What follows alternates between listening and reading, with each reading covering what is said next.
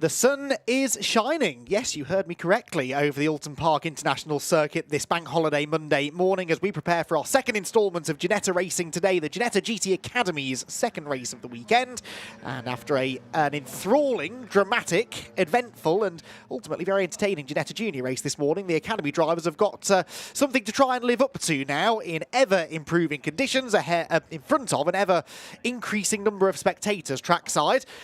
Not at that particular bit of the circuit, I must say. There are two lone spectators who have headed to the inside of Lodge Corner, which is actually quite a surprisingly interesting vantage point there in the braking zone for Lodge. But elsewhere around the Oulton Park circuit, there are swarms of people piling into Oulton Park ahead of what is always one of the best attended events of the season here in the Northwest. There you can see them positioning themselves trackside. Wherever you go here in Oulton, really, as a spectator, if you've never spent a day here, I cannot recommend it highly enough. Wherever you go, there is an interesting vantage point to be had, whether it be up towards the Cascades and Knickerbrook sequence where you can see half the circuit essentially, or up towards Clay Hill, Druids, where you get really close to the action at high speed. It's a fantastic place to come and watch some racing, and already this weekend it has provided some really good, exciting stuff. On Saturday afternoon, when the Ginetta GT Academy drivers were last on the circuit, it was Jamie Caudle who claimed the victory from Charlie Digby and Shiv Sapra. It was an entertaining race which saw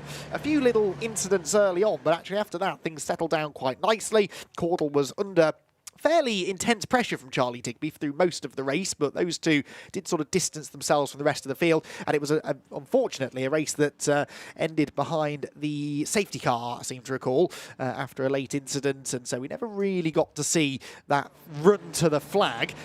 Maybe today's race will be a little bit different. It's James Nicholas who's got the pole position for this one though, based upon the second fastest qualifying times on Saturday. So James Nicholas, who was a winner, remember, here at Oulton Park last year in his first ever motor race. Now, he's a full season into his racing career. He won a few more times last year. He's won once, this year, but has been on the podium on 5 occasions. Just the one race where he's been off the podium so far, that being the first race at Silverstone last time out. But he would love to return to winning ways here. Very similar conditions, actually, to those in which he won just over a year ago.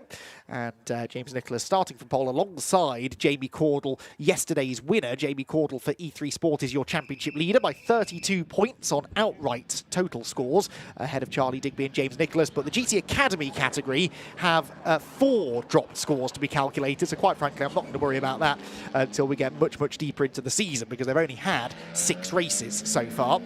It's a relatively short campaign as well, 17 races over the course of the year, and many of those end up getting dropped anyway. So Jamie Caudle for now will be happy with his championship standings. We've also of course got the rookie class, which is led by Sam Shrimpton by a similar margin. 40 points he is ahead of Damien Duffy. Sam Shrimpton though did not have a good time of it yesterday. He was a non-finisher after some contact, so he'll be looking to bounce back here this morning. James Nicholas then on pole position. He has got yesterday's winner Jamie Caudle alongside him, the 2 E3 Sport teammates sharing the front row. Then it is the first of the rookies, Joe Edge, who lines up 3rd on the grid. On the inside of row number 2, Joe Edge wants a rookie class winner so far this season. He's got Charlie Digby for company. Then Sam Shrimpton and Shiv Sapra together, 2 of the quick rookies towards the top of the rookie championship standings. Louis Darling and Alex Deaton are next. Deaton wasn't quite as strong yesterday as we've seen from earlier rounds, so he'll be hoping for better today, whilst Alan Wright and Peter Thompson complete the top 10 runners on the grid. Then it's Paul Livesey with Phil McGarty sharing row number 6, the 7th row for Lucy Hodgson and Damien Duffy, and Chris Babington brings up the rear in car 55. So 15 runners, and as I said, some entertaining racing I think ahead of us in this 7th round of the championship. On-board camera here with Alan Wright. Alan Wright, one of the leaders in the Chairman's Cup category as well. Alex Deaton is the leading Chairman's Cup driver in the championship, I believe, but as I said, has been a little bit off colour this weekend, strangely. We've seen some good stuff from Alex Deaton earlier in the season, including 2 podium finishes, one at Silverstone and one in the very first race at Donington Park. He's had a 3rd and a 2nd place finish. And that, I think, is just ahead of us, actually, as we ride on board with Alan Wright. Yes, it will be Deaton in the red and black car, starting from 8th on the grid. So it'll be a 2x2 rolling start for the Academy drivers as the field makes their way up and over Clay Hill. I wasn't lying to you earlier, by the way, when I said the sun was shining, but it's shining in patches. It's still a fairly overcast day, and as you might be able to see from the trees, which line particularly the side of the road in this final sector, it is fairly blustery today. There's quite a strong wind blowing across the area. That's blowing the weather through. It means that if it does start raining at any point, I would hope that it would blow through quite swiftly. But for now, the track is dry and conditions are perfect for some really good racing, we hope. So James Nicholas and Jamie Caudle, the front row of the grid. Caudle, who claimed his 3rd win of the season, which means he's now got more wins than anybody else. Charlie Digby, second in the championship, has 2, and James Nicholas has a race win as well. Are we going to add another name to that winners list? Well, Joe Edge could be the candidate for that, starting on the inside of row number 2. Let's wait and see, though, shall we, as they come out of Lodge Corner, the Ginetta G56 safety car. Pace car, as it's acting as at the moment on the warm-up lap, will head into the pit lane, and then we go racing for 20 minutes around the fabulous Oulton Park International Circuit.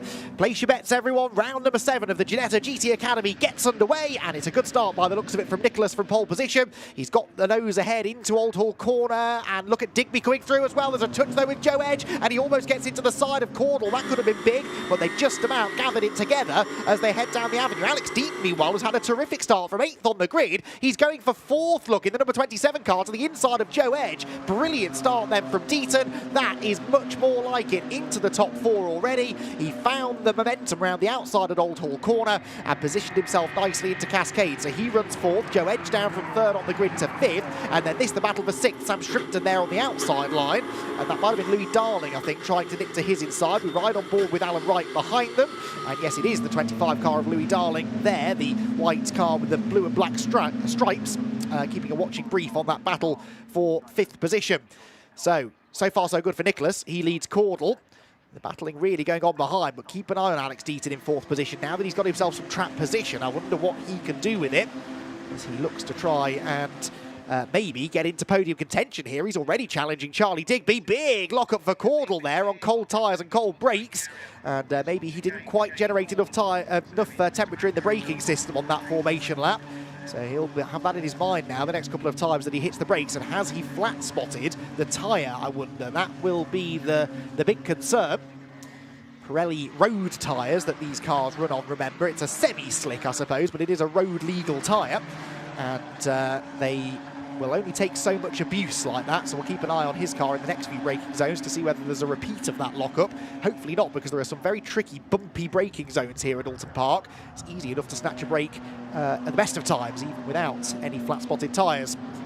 Battle for 5th position then here. So this is Joe Edge, still leading in the rookie category, but he's now got Sam Shrimpton right behind. These are the top 2 cars in the rookie class, and Sam Shrimpton, remember, is the championship leader in that category too, and he launches to the inside at Old Hall Corner. It's a difficult place to make a move, though. It's a surprisingly quick turn, that, and you've got to carry a lot of momentum into it, which means going in on a tight line isn't great. You can see the effect that had on Shrimpton. He was slow off the corner, and Louis Darling almost was able to get alongside. Shrimpton just managing to close the door, but you've got to be careful if you go for a move into Old Hall Corner. You'd better hope that you get it done, otherwise you will almost certainly be under threat heading into Cascades.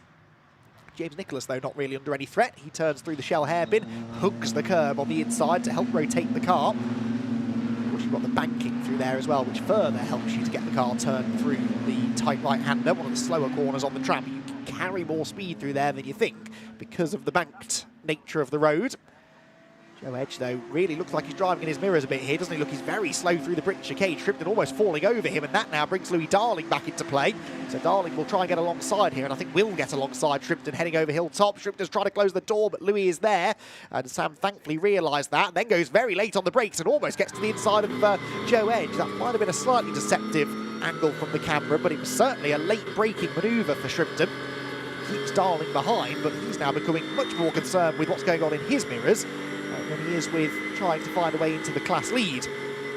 Always one of the tricky things about multi-class racing. The cars are identical in this championship, but the drivers separated based on racing experience. Those with the least experience, you won't be shocked to hear, go into the rookies class, and those with a year or 2 under their belt already are into GTA. But you only score points based on your class position, so Shrimpton okay, if he loses a position, won't lose any championship points, but he will lose touch with Joe Edge, with whom he's trying to fight for a class win.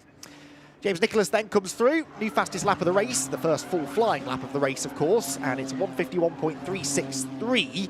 Yesterday's fastest lap set by James Nicholas was a 51.227, so we're within a tenth and a half or so of that pace. And he is 1.2 seconds clear now of Jamie Caudle in second position, third for Digby, fourth for Deaton, all of them GTA drivers. Deaton, Chairman's Cup leader, just falling a little bit adrift actually of that leading three, but he's well clear of this battle for fourth. Well, it's not really a battle for, for fifth I should say, but it isn't really for fifth, it's for sixth, because Shrimpton and Louis Darling have drifted away now from Joe Edge as their battle starts to intensify. And Alan Wright is not a million miles behind them either. Alan Wright having a good showing in this one. Around the shell hairpin. That camber is there to help you on the way through the corner, but it does drop away inevitably on the exit, so it's quite easy to drift wide over the exit curb. But they will keep it within track limits for now. Now, track limits was a big talking point during the Ginetta Junior race earlier on today. There were quite a few penalties handed down by the end of the race. Hopefully these drivers will keep it clean, although I notice a couple of them are being warned about track limits, including Charlie Digby actually in third position. He's been warned about it. And monitoring it certainly on the exit of Old Hall and Cascades, probably Lodge Corner as well, the final turn. They're the three hotspots for track limits misdemeanours. And over the course of a 20-minute race, you only have to do it 2 or 3 times, and you'll start having 5 and then maybe 10 seconds added onto your race time. Sam Shrimpton then regrouping now slightly. He's got away from Darling through the first part of this lap, closing back in on Joe Edge. This is for the rookie class lead, but we've seen Sam Shrimpton already this season have overall podium potential. So he knows that he's probably got more pace than Joe Edge, if only he could find a way through. But once the race settles down, particularly in cars such as these, it can be difficult to overtake around here. The cars are so evenly matched, and unlike the juniors, which have the benefit of slipstreaming really well against each other, these cars don't really behave in that way. So you've got to make your moves under braking usually. New fastest lap there for Jamie Caudle, 51.058. Now that is 2/10 under yesterday's fastest lap pace. So he's really going now very quickly, and quite a bit quicker than the race leader James Nicholas, who in fairness did a 51.232, which is almost exactly what he did yesterday, within a couple of hundredths of what he did yesterday. So Nicholas's pace is consistent between the two races. Caudle is going quicker than him. Don't forget that James Nicholas should have, in his eyes anyway, started from pole position in Saturday's race. I keep saying yesterday, Saturday's race, but was handed a penalty at Silverstone last time out for a collision in race 2, and was therefore demoted 5 places on the grid. So he was the fastest man in qualifying, he was the fastest man in race 1, but only had a 4th place to show for it. Now he's got clean air, he won't be that thrilled with the fact that Jamie Caudle is suddenly going quicker than him. This lap as well, Caudle is pushing on. He's fractionally quicker than Nicholas in sector 1, despite the fact it was a personal best for James. James, though, then does an outright best second sector and pulls nearly 4/10 on Caudle. So Jamie Caudle, as he gets closer to James Nicholas, is sort of spurring the race leader on. And Nicholas might now be about to dip underneath that existing fastest lap of the weekend, at least in race conditions anyway. Pole position time was a 1:50, a 1:50.966 for this race. Actually, they were quicker for the first race of the weekend, weren't they? Because the grid for race 2 is based upon second fastest lap times in qualifying. Race 1 grid was the fastest lap, so 50.577 is the fastest lap of the weekend, set by James Nicholas. That is a 50.956, so it's the first race lap that dips into the 1-minute 50s, and he extends his margin again back to 1¼ seconds. This gap is not 1¼ seconds though, is it, between Edge and Shrimpton? In fact, at the line, they were separated by just under ½ a second. And Sam Shrimpton in the Palmer Sport liveried machine at a Jonathan Palmer-owned Motorsport Vision circuit here at Oulton Park. Oh, where's that gap gone for James Nicholas? He's had a moment somewhere in the first sector, and yeah, dropped 9/10. So James Nicholas has had a moment, and Jamie Caudle is right with him now. So he had been managing that quite well, but you did get the sense, didn't you, that he was pushing James Nicholas. Obviously, he was the fastest man out on track on the previous lap, but was having to push in response to Jamie Caudle, so wasn't necessarily running those lap times with ease, you could say. And maybe a little mistake has crept in somewhere, so Caudle now right on his tail as they head down into the Hislop chicane for the 5th time. So nose to tail then, through the right, through the left, in towards Knickerbrook Corner. Now, these two, as I said, are teammates. They run different liveries because James Nicholas has got his own set of sponsors, but they are both run by E3 Sport. So they'll have to be a little bit mindful about the way that they race each other, as they always should be, I suppose. Driving standards are something that is sort of hammered into the drivers at every event, especially the GTA class drivers, because they're all fairly new to this racing thing. And it's one thing to learn how to go quickly, but then also learning good, clean racecraft is a big part of what this championship's all about. That being said, they're both going to be desperate to try and get the race win. Jamie Caudle being warned about track limits now, but he's obviously trying to respond to this mistake or whatever happened to James Nicholas, because James's pace is now starting to improve. Hearing reports that he might have gone wide at this next corner a lap ago down at Cascade. So James Nicholas, we think, made a mistake here. Does that mean he's a little bit more circumspect this time through Cascade? Well, not really. He's actually gapped Caudle through there. So that's a mark of a strong-minded driver, isn't it, that he came back into the very same corner where he lost all that time a lap ago and did not flinch. In fact, that was a personal best first sector for James Nicholas, so he's already put that to the back of his mind and is starting now to ease back away from the second place man. Be a significant win this for Nicholas, wouldn't it, if he could hang on. Oh, there's the moment, look, round wide over the curb. Didn't make the grass, thankfully, because it's very bumpy out there, but he was definitely wider than he should have been. Had a little wiggle, I think, through the middle of the corner. And that could have spelled disaster, but gathered it together. We've seen some good car control from James over the last year and a half or so, and it was on display once more. Charlie Digby there third, Alex Deaton fourth. Still this battle for the rookie class lead rages on, but Sam Shrimpton, having closed back in on Joe Edge, just hasn't really been able to make a decisive move. This time tries it into his lobs, hammers the curb, and that was nearly contact there. He's been good on the brakes into his lops all race, hasn't he? Had a little go at doing that a few laps ago against Joe, but he was closer that time. I think there was an overlap, but Joe Edge managed to turn into the corner just ahead. We're riding on board here with Louis Darling, by the way, who's being warned about track limits, so yet had any penalties, touch wood, but there are a number of drivers now on their last warning, and plenty of them running in the top half of the field, so that may well end up having an impact on the result if they exceed track limits once more. Oh, speaking of exceeding track limits, well, not really gaining an advantage, it must be said, but Phil McGarty is off the road. In fact, that looks like a mechanical issue, doesn't it? That's on the run down from Hilltop. So he's pulled over for some reason and is retiring from the race, it would seem. So we've also lost, according to the timing screen anyway, Paul Livesey. In fact, Paul may not have taken the start. So we're down a couple. Through comes James Nicholas, Jamie Caudle in the wheel tracks as they head through the Shell hairpin. So the gap crept up, I mean, by an enormous 2/100ths of a second on the previous lap, so they're pretty much matching each other now. And in this situation, it sounds like an obvious thing to say, but the advantage is always with the car ahead. And if the car behind was going significantly quicker, you know, half a second a lap quicker, then that would make a difference. Although Caudle on the fifth lap was 3/4 of a second better than James, but that's the lap that James had the moment on. Once things settled back down, they're pretty much inseparable on lap time. So you need a much bigger performance disparity between two cars in order for a relatively easy overtake to occur. And so now it's down to Jamie Caudle to get inventive with this and try and maybe force another mistake out of Nicholas. Right, there's our first penalty, and it's for this man, Charlie Digby. So Charlie Digby, a 5-second penalty. Now he is 3.9 seconds ahead of Alex Deaton. And on the previous lap was 3/4 of a second quicker than him. So if he continues at that rate without exceeding track limits again, then he might be able to pull a big enough gap to retain that third place. There is Deaton, who will see the very same message on the LED board just above the timing line that Digby will see, notifying Charlie that he's got the penalty, and Deaton needs to try and respond to that as well, really. They cross the line at the end of lap 7, 3.9 seconds apart. So actually that time they were only 2/1000ths of a second apart in lap time. It was that next group of cars, Alan Wright and Peter Thompson now joining in at the tail of that group.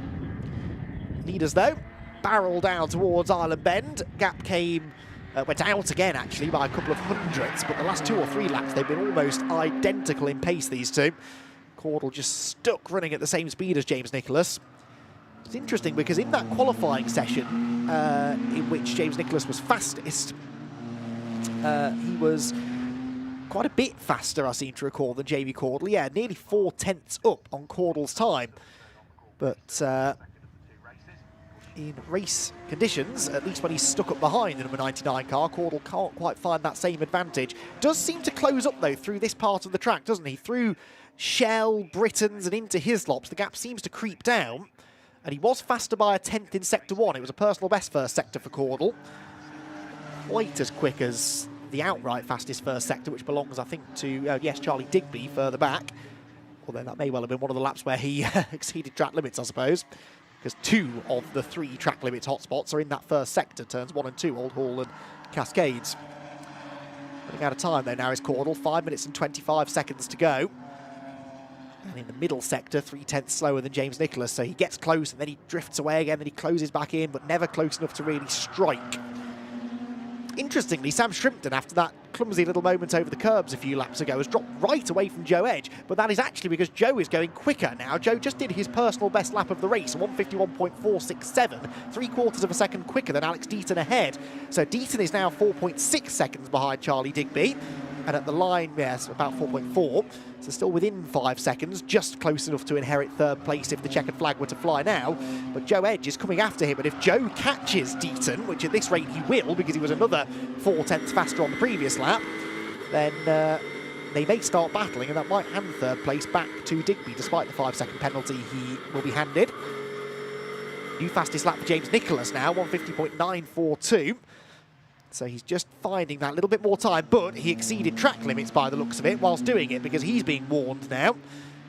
So I think both of these drivers are now on a warning for track limits, neither of them yet with any extra time to be added on post-race, but they're both now going to have to drive a little bit within themselves.